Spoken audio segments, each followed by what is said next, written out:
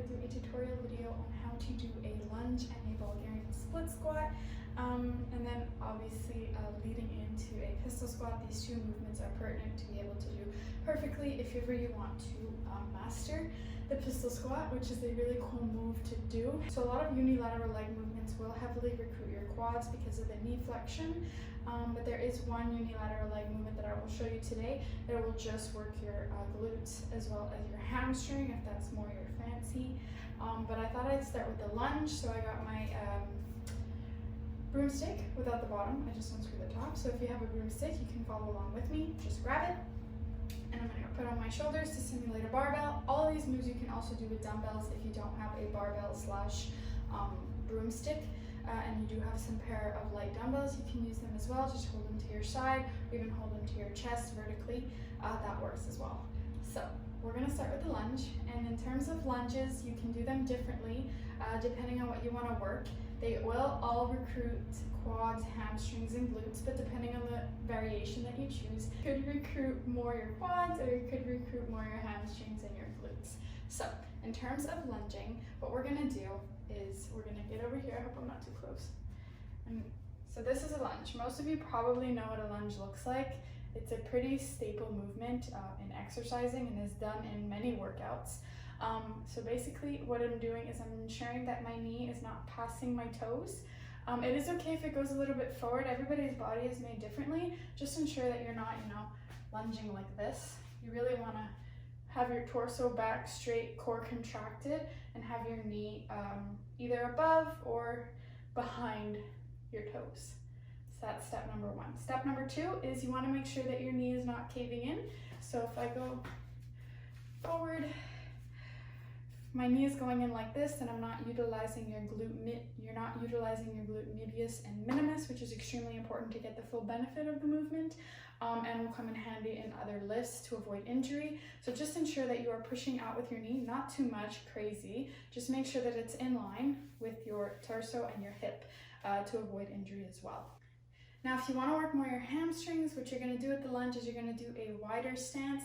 So hamstrings and glutes, So what you're going to do is you would lunge backwards and have a huge gap in between both, and then come up this way. Now the trick with this is you really have to keep your core tight on the way up, because if you're going wide and then you're coming up like this, you could injure your back. Oh my goodness. You could injure your back, and that's not what we want.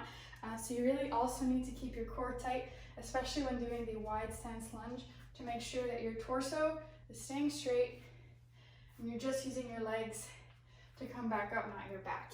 Now, if you want to work more your quads, you can do a close stance or a front lunge. So I was just doing a reverse lunge where I stepped back into it. If you wanted to work more your quads, you can do a front lunge where you step into it and then go down, come back up, and go down this way. Down. So that's a front lunge. Also, the stance is more close than when I was working my glutes. So quads, oh my goodness, hamstrings.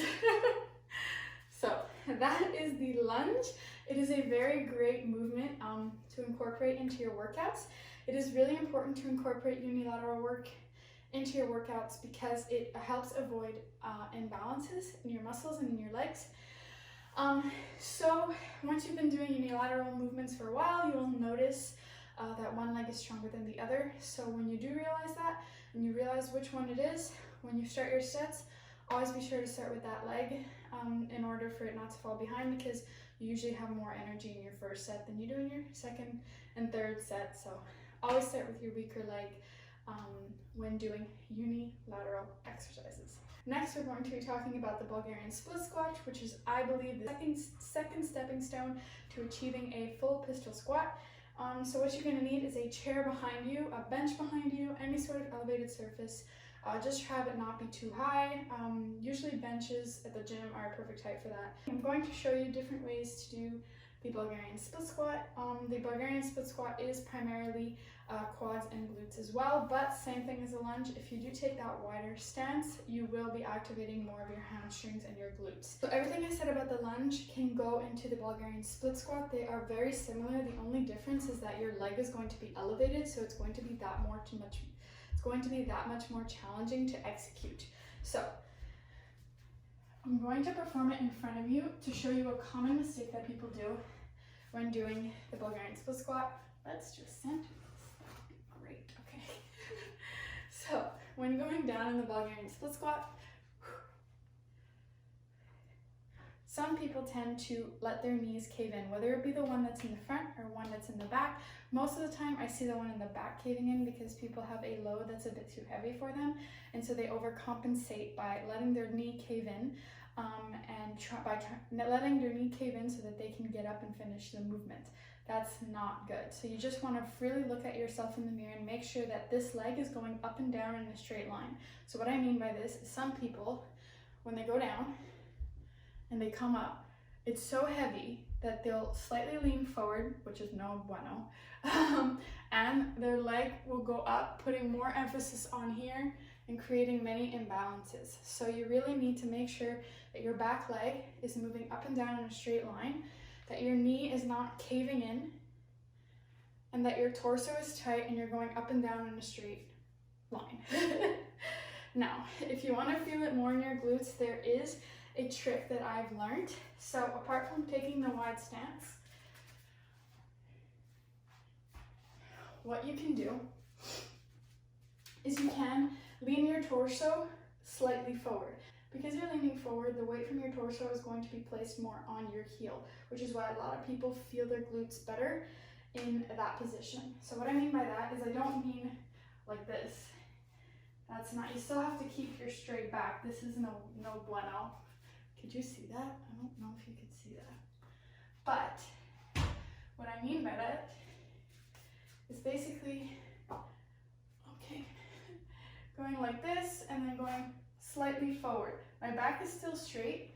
I'm still gonna come up through my heel, but by leaning a little forward, you might feel it more in your glutes. So I suggest you try different variations to see what works best for you.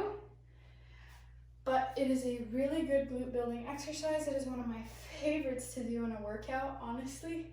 It does heavily work your quads, but if you try out the different variations, my butt's burning at the end of one of these sets. Like honestly, that's all I feel is my butt. So if you find what works for you, you probably won't feel your quads as much anyways. Or, you know, if you want to feel your quads, just do a closer stance. Make sure, again, everything I said for the lunge, don't let your knees pass your toes too much. And like by too much, I mean like excessively. I know everybody's made differently. Sometimes that will happen depending on your anatomy, but there is like the excessive, like going like this. The next, and if you have any questions, just send me a DM, comment down below, and I'll be sure to get to them as soon as I see them. I love answering your questions. So I hope you guys have a great rest of your day, and peace.